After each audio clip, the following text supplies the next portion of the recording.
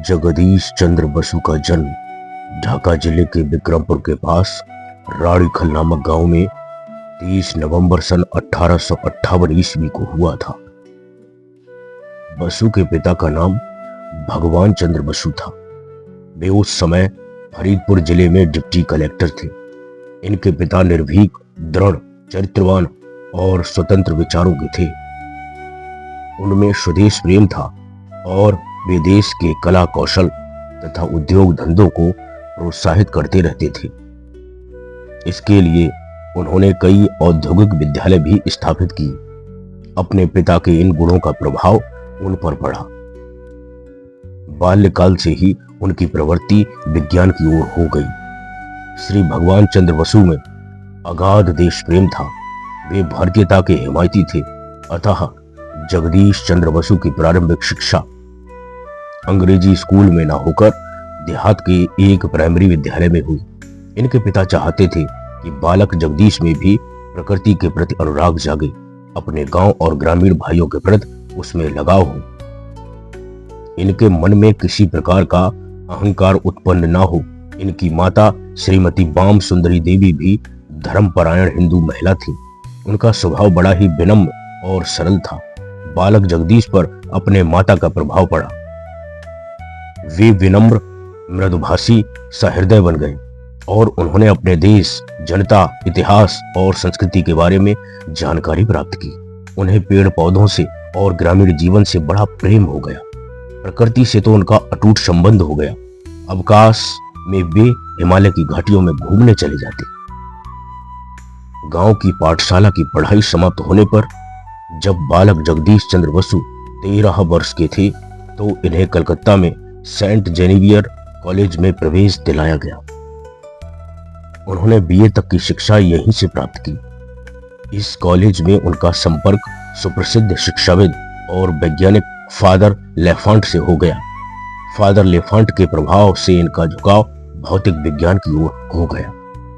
BA उत्तीर्ण करने के उपरांत जगदीश चंद्र बसु उच्च शिक्षा के लिए इंग्लैंड चले गए। वहां पहले तो आपने चिकित्सा विज्ञान में प्रवेश लिया, किंतु कुछ दिनों बाद स्वास्थ्य ठीक न होने के कारण इसे छोड़ दिया। अब इन्होंने विशुद्ध विज्ञान का अध्ययन किया। कैम्ब्रिज के क्राइस्ट कॉलेज में इन्होंने प्रवेश ले लिया। यहाँ आपको उस समय के प्रसिद्ध वैज्ञानिकों लॉर्ड रायले, डेवार, वाइन्स आदि के संपर्क में आने का अवसर मिला। इनका मन प्रयोगशालाओं में अनुसंधान करने में लगता। सन 1884 ईस्वी में इन्होंने बीएससी की परीक्षा उत्तीर्ण की और फिर सन 1885 में वे भारत लौट आए। जब जगदीश चंद्र बसु कैम्ब्रिज में विद्याध्ययन कर रहे थे तो प्रोफेसर फॉसेट इनकी विज्ञान के प्रति लगन से बड़े प्रभावित हुए। वे इन्हें बड़ा स्नेह करते थे। अतः जब बसु महोदय भारत लौटने लगे तो तत्कालीन भारत के वायसराय के नाम उन्होंने एक पत्र दे दिया जिससे उन्हें अच्छी नौकरी मिल जाए। इस पत्र का भारत के अधिकारियों पर अच्छा प्रभाव पड़ा और उन्हें कलकत्ता के प्रेसिडेंसी कॉलेज में अध्यापक का पद मिल गया। उस समय भारत में अंग्रेजी राज्य था। अंग्रेज काले हिंदुस्तानियों को घृणा की दृष्टि से देखते थे और अपने को ऊंचा समझते थे। इस काले और गोरे के भेद के कारण जगदीश चंद्र बसु को अंग्रेजों ने 1/3 वेतन पर अध्यापन कार्य करने को कहा। उनका स्वदेश प्रेम जागृत हो गया और इसका उनके ऊपर एक तीव्र प्रभाव पड़ा। उन्होंने कह दिया कि वे बिना वेतन के ही पढ़ाएंगे, परंतु अन्य अध्यापकों से कम वेतन नहीं लेंगे। इसी बीच सन 1887 ईस्वी में आपका विवाह दुर्गा मोहन दास की द्वितीय पुत्री अबला से हो गया। श्रीमती अबला बसु बड़ी विदुषी महिला थी। पिता की उदारता और सामाजिक जीवन के कारण बसु पर कर्ज हो गया। बसु के वे दिन आर्थिक विपन्नता के दिन थे। इधर तो वे बिना वेतन के शिक्षण कार्य कर रहे थे, उधर पिता पर कर्ज बढ़ रहा था। ऐसी कठिनाई के दिनों में उन्होंने हिम्मत नहीं हारी। उनकी पत्नी ने भी तन मन धन से पारिवारिक कठिनाइयों को झेला और जीर्ण शीर्ण होने से बचाया। जगदीश चंद्र बसु 3 वर्ष तक बिना वेतन के कॉलेज में पढ़ाते रहे। अंततः कॉलेज की कार्यकारिणी को झुकना पड़ा और उन्हें 3 वर्ष का बकाया वेतन मिला और वे स्थायी कर दिए गए। बसु ने अपने पिता का कर्ज अपने वेतन से तथा पैतृक जायदाद का एक भाग बेचकर चुका दिया। इनकी पत्नी को जो भी धन अपनी माता से मिला उसे भी उन्होंने दे दिया और इस प्रकार आर्थिक संकट से इन्हें कुछ छुटकारा मिला। प्रेसिडेंसी कॉलेज में अध्यापन कार्य करने के साथ साथ श्री बसु अपनी वैज्ञानिक खोजों में भी लगे रहे। अतः उन्होंने अपने घर पर ही प्रयोगशाला का निर्माण किया। कॉलेज में भी उन्हें एक प्रयोगशाला स्थापित की जो 10 वर्षों के अंदर सुसज्जित हो गई। कॉलेज में भी उन्होंने एक प्रयोगशाला स्थापित की जो 10 वर्षों के अंदर सुसज्जित हो गई। अपनी खोजों के संबंध में वे निबंध लिखकर विभिन्न पत्रिकाओं को भेजते रहते थे। लंदन की रॉयल सोसाइटी को भी वे लेख भेजते थे। प्रारंभ में इन्होंने विद्युत चुंबकीय तरंगों के संबंध में प्रयोग किए। उस समय संसार में इन पर खूब कार्य किया जा रहा था। इनके परिणामों को उन्होंने विद्युत तरंगों के गुण लेखमाला के अंतर्गत प्रकाशित कराया। इन लेखों के प्रकाशित होने पर विश्व में तहलका मच गया। रॉयल सोसाइटी में उन्हें सम्मानित किया गया तथा लंदन विश्वविद्यालय ने सन 1896 में डॉक्टर ऑफ साइंस की उपाधि से उन्हें विभूषित किया। इसके बाद जगदीश चंद्र बसु ने ध्वनि के प्रयोगों पर अनुसंधान किए। बेतार के तार के जनक आप ही हैं। सन 1895 ईस्वी में जनता तथा बंगाल के राज्यपाल की उपस्थिति में कोलकाता के टाउन हॉल में उन्होंने बेतार के तार का सर्वप्रथम सार्वजनिक प्रदर्शन किया। उनके प्रयोग को देखकर लोगों ने दांतों तले अंगुली दबा ली। इस समय यूरोप में भी मार्कोनी तथा लाज बेतार के तार पर प्रयोग कर रहे थे। मार्कोनी के प्रयोग से पहले बसु महोदय सफलता प्राप्त कर चुके थे, परंतु वे एक पराधीन देश की संतान थे। अतः उनकी सफलता की ओर से विश्व के वैज्ञानिकों ने आंखें मीच ली। मार्कोनी के सफल होने पर बेतार के तार के आविष्कारक के रूप में उन्हें श्रेय प्रदान किया गया। इस प्रकार जगदीश चंद्र बसु आधुनिक युग के एक महत्वपूर्ण आविष्कार के जनक होने से वंचित रह गए।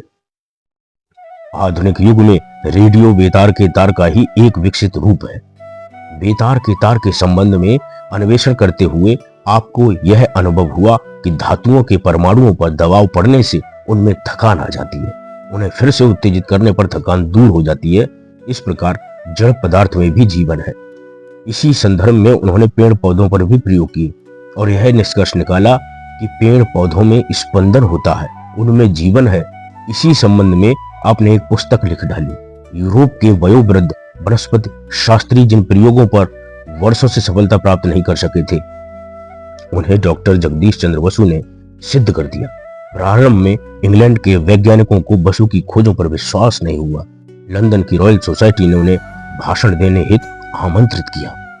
रॉयल सोसाइटी लंदन में अपने अन्वेषणों के संबंध में डॉक्टर बसु ने भाषण दिए। इनके सिद्धांतों के आगे इंग्लैंड के वनस्पति शास्त्रियों के कई सिद्धांत झूठे पड़ गए थे। अतः वे नए सिद्धांतों को स्वीकार नहीं करना चाहते थे। उन्होंने जगदीश चंद्र बसु के सिद्धांतों का विरोध भी किया, परंतु अंत में विजय बसु की हुई और विरोधियों को उनके सामने झुकना पड़ा। विरोध का परिणाम यह हुआ कि बसु अपने अनुसंधान कार्यों में भी जी जान से जुट गए। उन्होंने अनेक मौलिक खोजें की और उपकरण बनाए। उन उपकरणों की मदद से पौधों के हृदय की धड़कन, वृद्धि, दुख और रोना भी प्रदर्शित किया जा सका।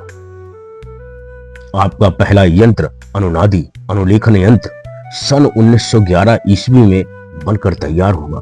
इसके उपरांत उन्होंने कई अन्य यंत्र सन 1914 ईस्वी तथा सन 1917 ईस्वी में बनाए। मैग्नेटिक कैस्कोग्राफ नामक यंत्र से 10 लाख गुना अभिवर्धन देखा जा सकता था। इस अपूर्व यंत्र को देखकर विज्ञान जगत दंग रह गया। यद्यपि डॉक्टर बसु के पास पाश्चात्य वैज्ञानिकों को सुलभ सुविधाएं प्राप्त न थीं, यद्यपि डॉक्टर बसु के पास पाश्चात्य वैज्ञानिकों जैसी सुलभ सुविधाएं प्राप्त नहीं थीं, फिर भी उन्होंने यह दिखा दिया कि भारत माता की संतान किसी से कम नहीं है। वे उन्हीं आर्यों की संतान हैं जिन्होंने अत्यंत साधारण साधनों से प्रकृति के नियमों का पता लगाया। डॉक्टर जगदीश चंद्र बसु ने अपने आविष्कारों से उन रहस्यों का पता लगाया जिनसे आधुनिक विज्ञान अपरिचित था।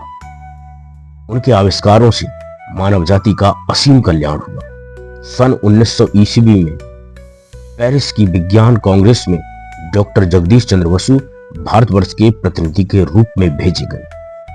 विदेशी वैज्ञानिकों को उन्होंने अपने आविष्कारों से आश्चर्यचकित कर दिया। वे जहां जहां भी गए उनका भव्य स्वागत किया गया, उन्हें सम्मानित किया गया। विश्व भर में डॉक्टर बसु की ख्याति फैल गई। आपको पूरब का जादूगर के नाम से जाने जाने लगा। आपको पूरब का जादूगर के नाम से जाना जाने लगा। पेरिस की एक प्रमुख संस्था ने आपको अपनी काउंसिल का सदस्य निर्वाचित किया। पेरिस के बाद बसु महोदय जर्मनी भी गए। बर्लिन में आपने विभिन्न पदार्थों की चयनात्मक पारदर्शिता के बारे में नवीन बातें बताई। जर्मनी वाले इन पर शोध कार्य कर रहे थे। बसु महोदय के प्रयोग देखकर वे दंग रह गए। जर्मन वैज्ञानिक आपकी प्रतिभा पर इतने मुग्ध हुए कि एक संपूर्ण विश्वविद्यालय ही सौंपने को तैयार हो गए। विश्व यात्रा से जब डॉक्टर बसु स्वदेश लौटे तो भारत में भी आपके स्वागत की धूम मच गई। कलकत्ता विश्वविद्यालय ने आपको डॉक्टर ऑफ साइंस की उपाधि से विभूषित किया। सन 1916 में आपको सरकार की ओर से सर की उपाधि प्रदान की गई। सन 1915 ईस्वी में 57 वर्ष की आयु में आपने प्रेसिडेंसी कॉलेज से अवकाश ग्रहण किया। 59वीं वर्षगांठ पर आपने कलकत्ता में बसु मंदिर, बसु रिसर्च इंस्टीट्यूट की स्थापना की। डॉक्टर बसु की यह उत्कट अभिलाषा थी कि देश में स्थान स्थान पर इस प्रकार की प्रयोगशालाएं स्थापित की जाएं, जिससे यहाँ के विद्यार्थियों को विदेशों में अपने अन्वेषणों के संबंध में ना जाना पड़े। सन 1920 ईस्वी में इनको विज्ञान संबंधी सबसे बड़ी उपाधि FRS प्रदान की गई। सन 1927 ईस्वी में लाहौर में हुए भारतीय विज्ञान कांग्रेस के आप सभापति बनाए गए। प्रयाग विश्वविद्यालय ने भी सन 1928 ईस्वी में आपको डॉक्टर ऑफ साइंस की उपाधि देकर सम्मानित किया। तीसरी बार डॉक्टर बसु सन 1928 ईस्वी में यूरोप गए। उनकी कृषि विज्ञान, शरीर विज्ञान संबंधी खोजों के कारण प्रत्येक देश में स्वागत हुआ और सम्मानित किया गया। डॉक्टर बसु ने विज्ञान जगत की सेवा निस्वार्थ भाव से की। आपकी 70वीं वर्षगांठ पर रोम्यारोला ने बधाई पत्र भेजते हुए लिखा था, लोकोपकारी जादूगर तुमको प्रणाम। कितनी प्रसन्नता की बात है कि तुमने पूर्व की आध्यात्मिक और पश्चिम की भौतिकता का समन्वय कर डाला है। जहां अब तक हमारे लिए केवल अंधकार था तथा जिसको हम निर्जीव समझते थे, वहां तुमने प्रकाश और विश्व जीवन के स्पंदन का निर्देश दिया।